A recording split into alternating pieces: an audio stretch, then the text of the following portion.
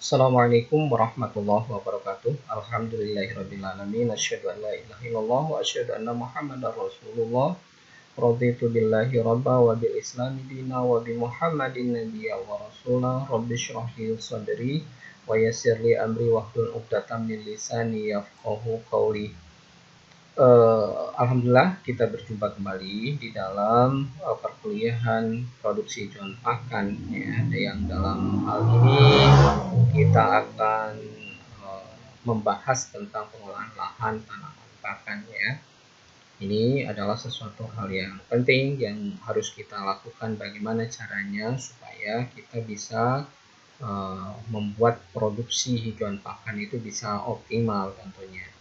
Nah, bagaimana persiapannya? Nah, penyiapan lahan misalnya itu tergantung pada awalnya. Kalau misalnya bekas hutan, maka pengambilan pohon harus hati-hati ya. Pada tanah yang miring dapat menjadi penyebab terjadinya erosi atau banjir bandang bahkan. Nah, ini harus diwaspadai nanti ya di dalam proses pengelolaannya atau penyiapan lahannya. Nah, biaya yang paling mahal adalah mengambil pokok pohon. Misalnya setelah ditebang, kemudian dibersihkan, dipinggirkan dan dibakar. Tumbuh lagi misalnya ada herbisida ataupun menggunakan bahan-bahan ya yang ekspulsif ya. Ini harus dipahami ya, kadang-kadang kan untuk meruntuhkan tebing itu digunakan bahan peledak, tapi sekali lagi tidak disarankan ya menggunakan bahan-bahan yang mungkin bisa menyebabkan bahaya nantinya. Kemudian penyiapan lahan bekas padang rumput alam misalnya ya, yang dia sudah tumbuh ya, biasa banyak ya padang rumput ya, terutama di daerah Indonesia Timur. Setelah dibakar ataupun perlakuan lainnya, dibersihkan dan dirobohkan lebih ringan dibandingkan bekas hutan. Nah, sebagian tanaman pohon atau semak dimatikan secara bertahap ya, dengan menggunakan misalnya herbisida, dihilangkan kulit 10 cm yang melekat di cincin ya, dibikin cincin ya, juga bisa seperti itu. Kemudian menggunakan bahan kimia lain yang bisa membunuh atau mematikan tanaman-tanaman yang berupa semak tersebut. Nah, semuanya itu adalah di dalam rangka penyiapan lahan. Kemudian pengolahan lahan dipengaruhi oleh beberapa hal, misalnya jenis tanahnya. Jenis tanah itu termasuk di dalamnya adalah profil tanahnya, tekstur tanahnya, ya, kemiringan, bentuk topografi dan struktur ya, dan lain-lain. Tanaman vegetasi yang ada sebelumnya seperti hutan, semak, padang rumput alam, tanaman budidaya. Kemudian keadaan iklim, curah hujan berhubungan dengan saat penanaman pertumbuhan gulma. Nah, ini juga ya, kadang-kadang kita berbicara dengan tanaman gulma ya. Nah, gulma ini bisa mengganggu tanaman utama yang kita tanam. Ya, walaupun sama-sama rumput ya, kalau tidak dikelola dengan baik, justru yang banyak tumbuh itu atau tanaman utamanya kalah dengan gulma. Kemudian alat yang tersedia, misalnya apa saja, bisa menggunakan traktor, bisa menggunakan bulldozer, bisa menggunakan tree dozer, alat manual cangkul, sabit dan lain-lain, misalnya dengan penggunaan api ya. Nah, tidak disarankan ya kalau misalnya kita menggunakan api ya. Alternatif yang terakhir tentunya, karena ini bisa menyebabkan kebakaran hutan ya, kalau misalnya ini. Kalau terpaksa itu kita menggunakan dalam kondisi yang terbatas. Kemudian itu harus disesuaikan dengan sumber daya manusia yang tersedia. Nah, ini yang perlu dipertimbangkan juga. Kalau sangat luas, SDM-nya sedikit, ya sudah barang tentu kita harus menggunakan alat berat ya, seperti traktor, bulldozer, tree-dozer dan lain-lain. Tidak bisa kita menggunakan alat manual ya. Yang keenam itu model pengolahan tanahnya. Bagaimana modelnya? Itu disesuaikan dengan kondisi lahan yang ada. Nah, pengolahan tanah. Model pengolahan tanah itu tanah secara keseluruhan diolah rata, kemudian ditanam pohon atau sedikit di pinggir, atau tanaman legium atau tanaman rumput. Ini bisa dengan cara intensif ya. Tanah sebagai media tumbuh tanaman sebagian yang diolah dan ditanami saja. Kemudian penyiapan media tanam tanpa olah tanah. Kemudian bagian yang akan ditanami yang diolah di sekitar lubang tanam, alur tanam. Kemudian penggunaan herbisida atau bahan kimia. Nah ini ya, berbagai macam yang bisa kita lakukan ya di dalam proses atau model pengolahan tanah. Nah, tujuan dari pengolahan tanah ini adalah menyiapkan tempat yang cocok dan sesuai bagi tumbuhnya tanaman atau biji untuk menjamin perakaran yang sempurna. Itu adalah tujuan mengolah tanah. Jadi mempersiapkan ya supaya kita bisa memberikan yang terbaik bagi bibit yang kita akan tanam. Kemudian yang kedua, tujuannya adalah menghilangkan kompetisi oleh pertumbuhan tanaman pengganggu atau weed ya, atau dikenal juga dengan gulma, dengan membersihkan lahan tersebut. Kemudian memperbaiki sifat fisik tanah, biologis dan kimia tanah. Misalnya memperbaiki aerasinya, kemudian kelembapan tanahnya, ya, itu yang bisa kita lakukan supaya nanti di dalam proses pertumbuhannya bisa cepat ya, dan yang tumbuh itu adalah tanaman yang kita inginkan atau tanaman utama, jangan jangan weednya atau jangan gulmanya. Nah, tahap-tahap pengolahan tanah atau lahan yang siap persiapan, misalnya kita lakukan pembuatan perbaikan jalan, pematang, talut, pembuatan atau perbaikan terasering, pembuatan atau pengaturan saluran drainase, itu tahapan persiapan.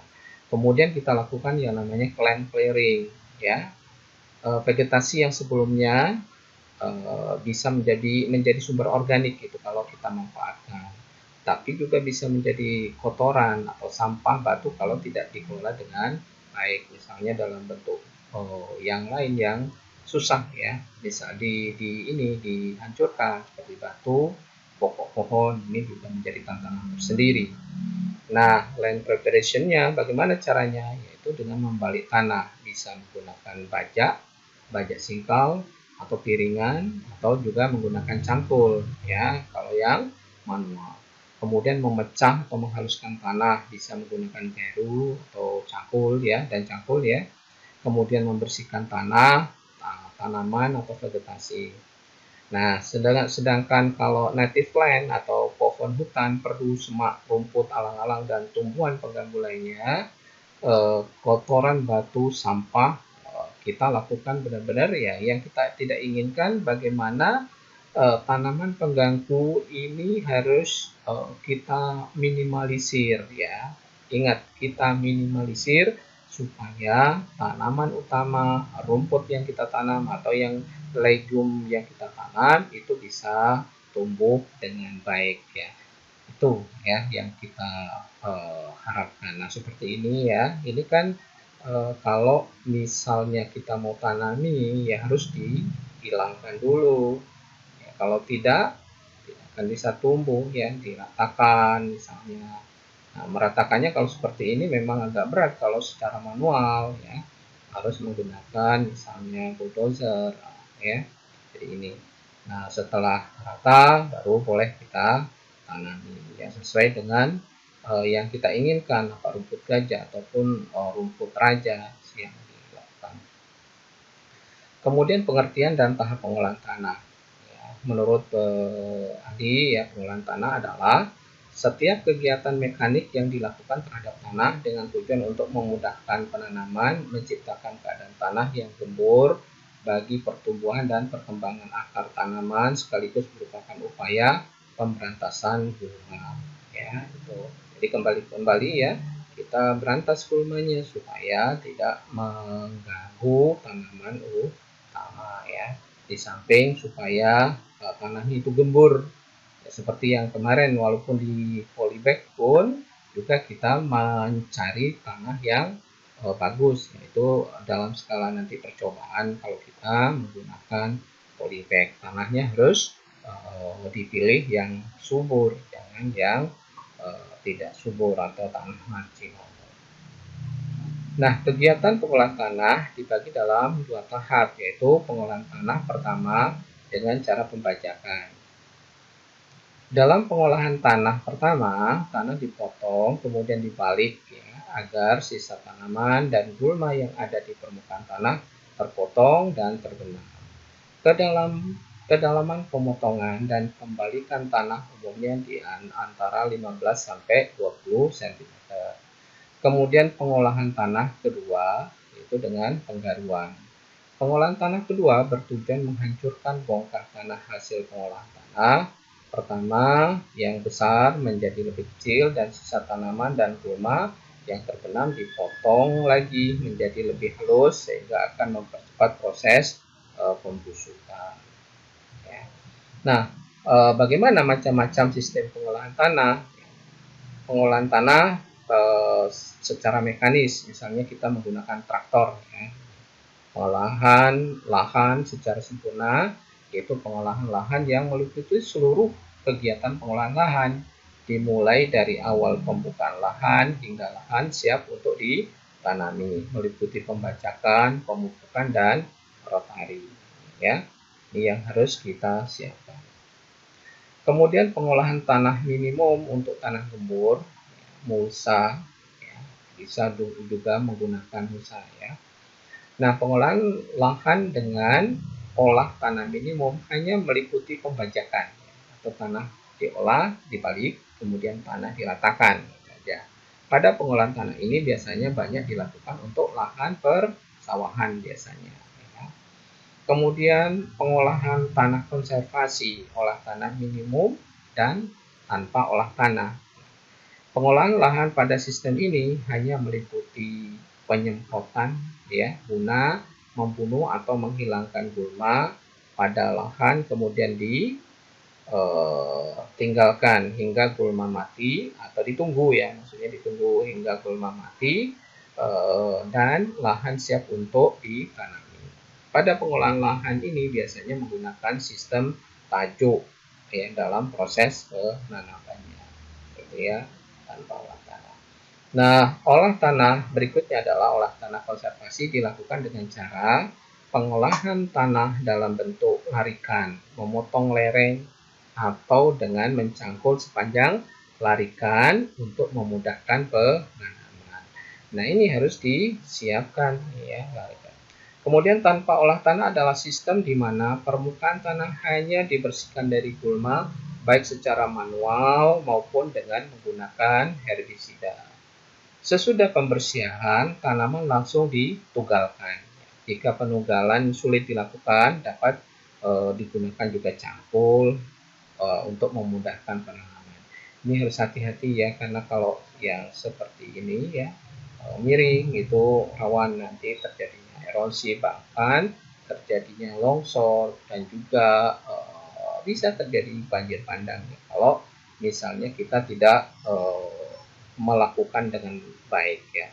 Diusahakan kalau tanah yang ini ya, yang kemiringan tinggi ya, dengan cara olah tanah konservasi mau tidak mau, karena ini akan menimbulkan masalah besar ya. Karena di Indonesia sekarang ini terjadinya banjir bandang ataupun erosi itu lebih banyak karena faktor pengelolaan lahan itu tidak baik, biasanya sudah gundul ya. Nah, keuntungan olah tanah konservasi adalah sebagai berikut: menghemat tenaga kerja dan biaya, memperbaiki struktur tanah melalui peningkatan pori makro. Proses ini terjadi karena dengan tanpa olah tanah, fauna atau hewan tanah seperti cacing menjadi lebih aktif. Jadi tanaman istilahnya binatang ataupun yang insekta ataupun yang ada ya, mikroba termasuk, kalau misalnya dengan konservasi ini mereka tidak terganggu, jadi tetap bisa beraktivitas ya, walaupun ada gangguan tidak terlalu banyak. Kemudian tujuan khusus dari pengolahan tanah adalah sebagai berikut: Ya, kembali jelaskan adalah menciptakan struktur tanah yang dibutuhkan untuk persemaian atau tempat tumbuh benih, tanah yang padat diolah sampai menjadi gembur sehingga mempercepat infiltrasi, ya, terjadi prosesnya infiltrasi, berkemampuan baik menahan curah hujan, memperbaiki aerasi dan memudahkan perkembangan akar tanaman yang kita akan tanam. Kemudian yang kedua, meningkatkan kecepatan infiltrasi akan menurunkan runoff dan mengurangi dampak atau bahaya dari erosi. Jadi kalau seperti ini dia seolah-olah kan dihambat oleh teras-teras ini yang ada tanamannya. Beda yang sangat tidak disarankan kalau mengolahnya itu membujur, ya seolah-olah dia akan menggelontor, ya, dan itu sangat berbahaya sekali. Nah, kemudian yang ketiga, menghambat atau mematikan tumbuhan pengganggu. Yang keempat, itu ya, membenamkan tumbuh-tumbuhan atau sampah-sampah yang ada di atas tanah ke dalam tanah sehingga menambah kesuburan tanah. Kemudian yang kelima, membunuh serangga lava atau telur-telur serangga melalui perubahan tempat tinggal dan terik matahari. Nah, demikian yang bisa Bapak sampaikan dalam kesempatan ini. Semoga bermanfaat, ya. Tetap semangat. Nasrul minallah wa Wassalamualaikum warahmatullahi wabarakatuh.